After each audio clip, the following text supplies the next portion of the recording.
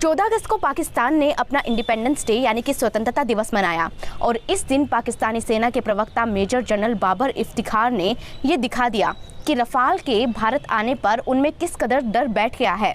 उन्होंने कहा कि भारत रफाल लाए या फिर S-400, पाकिस्तान किसी भी आक्रामकता से निपटने के लिए पूरी तरह तैयार है। नमस्कार, मैं हूं अंशिका सारडा और आज़ादी के दिन पर अपने ही देश की तरक्की की बात करने के बजाय पाकिस्तानी हुक्मरानों का पूरा फोकस भारत पर था।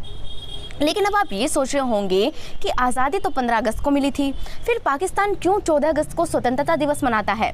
तो चलिए आज आपको इसके पीछे की कहानी सुनाते हैं, साथ ही इतिहास के कई फैक्ट्स भी बताते हैं जो आपके लिए बिल्कुल नए हैं। सबसे पहले आपको ये बता देते हैं कि पाकिस्तान 14 अगस्त को क्यों अपना स्वतंत्रता दिवस मनाता है। ये आज़ादी के साल की बात है जब माउंटबेटन ने भारत को भारतीय स्वतंत्रता कानून यानी कि इंडियन इंडिपेंडेंस एक्ट के प्रभाव में आते ही देश की समस्त शक्तियाँ वापस लौटा दी थी। 15 अगस्त का वो दिन था जब दोनों देश आज़ादी की हवा में सांस ले रहे थे। ये दिन इसलिए चुना गया क्योंकि साल 1945 में भी ब्रिटेन ने इसी दिन द्वितीय विश्व युद्ध को खत्म किया था।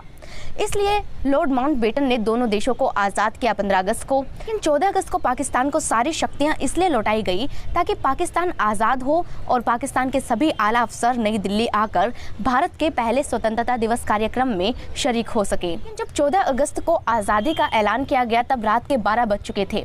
ऐसे में 15 अगस्त का दिन आ चुका था, लेकिन फिर भी पाकिस्तान 14 अगस्त को ही अपना स्वतंत्रता दिवस मनाता है। इसके पीछे एक कारण ये भी है कि साल 1947 में 14 अगस्त को रमजान का 27वां दिन यानी कि शब-ए-कद्र पड़ता है। शब-ए-कद्र मुसलमानों के लिए काफ़ी पवित्र रात होती है। माना जाता है कि इसी रात कुरान मुकम्मल हुई थी, इसलिए पाकिस्तान आज भी 14 अगस्त को ही स्वतंत्रता दिवस मनाने की परंपरा को बरकरार रखे हुए है। अब बात कर लेते हैं उस रात क्या हुआ था जब दोनों देशों को आज़ादी मिली थी। आपको बता दें कि आज़ादी के जश्न के लिए 15 अगस्त की तारीख तय हो गई थी, मगर ज्योतिषियों ने इसका जमकर विरोध किया क्योंकि ज्योतिषीय गणना के अनुसार यह दिन अशुभ और अमंगलकारी था। ऐसे में दूसरी तारीखों का चुनाव किया जाने लगा, मगर लॉर्ड माउंटबेटन 15 अगस्त की तारीख को नहीं बदलना चाहते थे। ऐसे में ज्योतिषियों ने बीच का रास्ता निकाला और 14 और 15 तारीख की मध्य रात्रि का समय तय हुआ दोनों देशों को आज़ाद करने का, क्योंकि अंग्रेजी समय के अनुसार 12 बजे अगला दिन लग जाता है, जबकि भारतीय मान्यता के मुताबिक सूर्योदय होने के बाद ही अगला दिन माना जाता है। ऐसे में आज़ादी के जश्न के लिए अभिजीत मुहूर्त को चुना गया जो 11:51 से शुरू होकर 12:39 तक रहने वाला था और इसी बीच पंडित जवाहरलाल नेहरू को अपना भाषण भी समाप्त करना था। 15 अगस्त की आधी रात को पंडित नेहरू ने आज़ादी का ऐतिहासिक भाषण दिया था।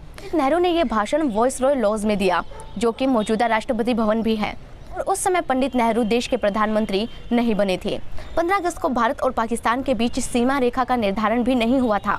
इसका फैसला 17 अगस्त को रेड क्लिफ लाइन की घोषणा के बाद हुआ। देश भले ही 1947 को आज़ाद हो गया, लेकिन हिंदुस्तान के पास अपना राष्ट्रगान नहीं था। हालांकि रविंद्रनाथ टैगोर ने साल 1911 में ही जनगण मन लिख दिया था, मगर 1950 में उसे राष्ट्रगान बनाया गया। दोनों देश आज़ाद तो हो गए, लेकिन फिर शुरू हुआ बंटवारा, एक ऐसा सीन जो कोई नहीं देखना चाहता था। इतना ही नहीं, 15 अगस्त को भारत और पाकिस्तान के बीच सीमा रेखा का निर्धारण भी नहीं हुआ था।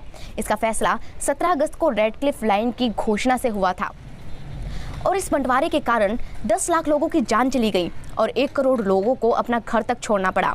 लेकिन आज दोनों देश अलग हैं, एक दूसरे के पड़ोसी हैं और भारत की स्थिति काफ़ी मजबूत है। हर मामले में भारत पाकिस्तान से कई गुना आगे हैं और काफ़ी तरक्की कर रहा है।